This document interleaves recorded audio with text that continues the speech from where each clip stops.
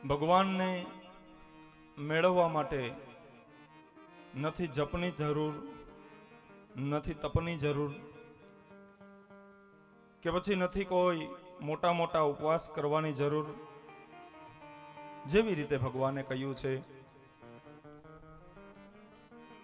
કહું ભગતિ પથ કવન પ્રયાસા, જોગ ન મખ જપ તપ ઉપવાસા, સરળ સ્વભાવ ન મન કુટિલાઈ, જથા લાભ સંતોષ સદાઈ. તો મોટા મોટા જપ તપ કરવાની કાંઈ જરૂર નથી. માત્ર ભગવાનની કથાઓનું રસપાન કરીએ, એની લીલાઓનું, એના ચરિત્રોનું આપણે સૌ ગાન કરીએ તો પણ પ્રભુના દર્શનના અધિકારી આપણે બનીએ. ગોકુળમાં પણ જે ગોપીઓ છે એ ગોપીઓને નથી તો યોગનું કોઈ ધ્યાન નથી, કોઈ એને જપ આવડતા નથી, તપ આવડતા, કે નથી કોઈ શ્લોક આવડતા. ગોકુળની ગોપીઓને શાસ્ત્રોનું કોઈ જ્ઞાન નહોતું. આખો દિવસ પોતાના ઘરું કામમાં જ પરોવાયેલી આ ગોપીઓ રહેતી.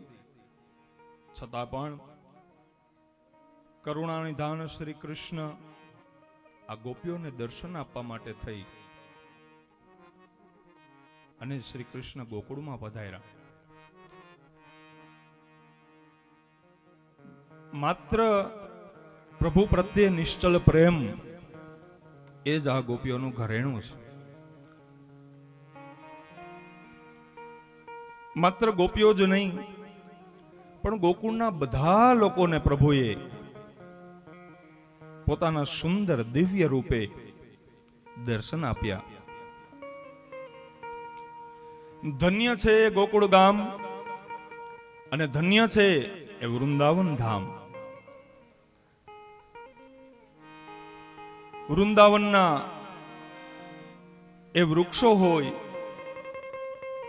કે વૃંદાવનના એ ઝરણાઓ હોય, વૃંદાવનની એ નદીઓ હોય, આ બધી જ ધન્ય છે. કારણ કે એણે તો આ જ જન્મમાં શ્રી કૃષ્ણની લીલાઓનું ગાન કર્યું છે.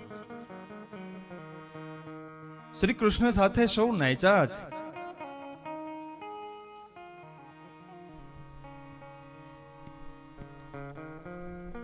તો જોગ, યોગ, તપ એના વિના પણ પ્રભુ કૃપા કરે છે. માત્ર માનસિક રીતે મનની અંદર પ્રભુનું સ્મરણ નિત્ય થતું હોય, મારે શ્રી કૃષ્ણને મળવું છે, મારે પરમ બિહારીના દર્શન કરવા છે. જે વ્યક્તિના મનમાં આવી ભાવના હોય, ભૂખ હોય, એને જ પ્રભુ દર્શન આપે છે.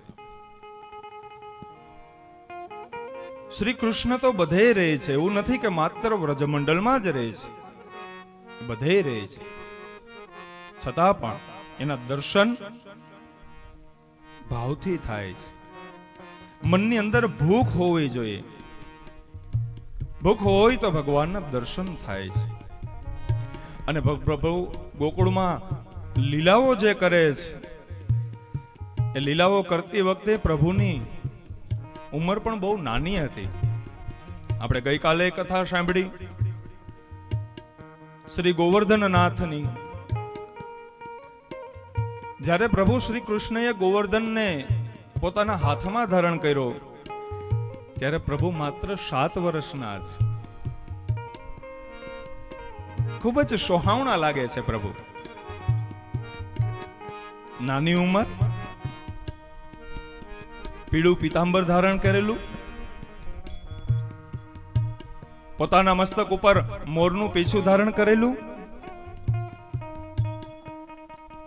અને ગળામાં સુંદર મજાની વૈજયંતી માળા પહેરેલી છે પ્રભુએ. આવા સુંદર રૂપમાં પ્રભુ દોડતા દોડતા આખા વૃંદાવન ધામને પવિત્ર કરે છે. ધન્ય છે વૃંદાવન, ધન્ય છે ત્યાંના લોકો જેણે પ્રભુના આવા સ્વરૂપનું દર્શન કર્યું છે. આપણે પણ પ્રભુનું દર્શન કરી શકીએ.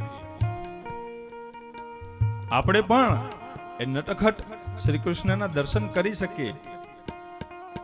માત્ર આંખ બંધ કરી અને ભગવાનનું સ્મરણ કરીએ તો પણ પ્રભુ આપણે દર્શન આપે છે. ભલે એ શરીર ધારણ કરી અને દર્શન ન આપે. ઘણા લોકો એમ કહે છે કે અમારે ભગવાનના દર્શન કરવા છે પણ ક્યાંય મળતા નથી ભગવાન.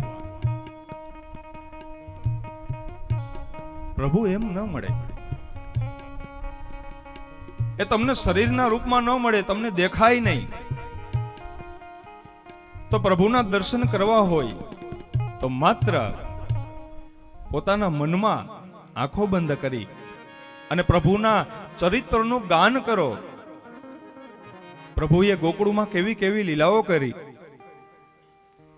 બસ માત્ર માનસિક પૂજા ભગવાનની.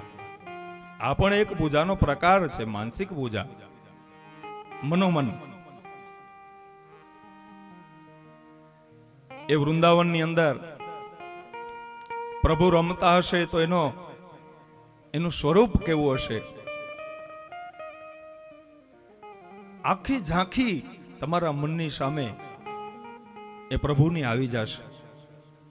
ત્યારે ભગવાનના દર્શન થશે. ભગવાનના દર્શન બહાર કરવા તો બહુ દુર્લભ છે, કારણ કે આપણે પાપી મનુષ્યો છે.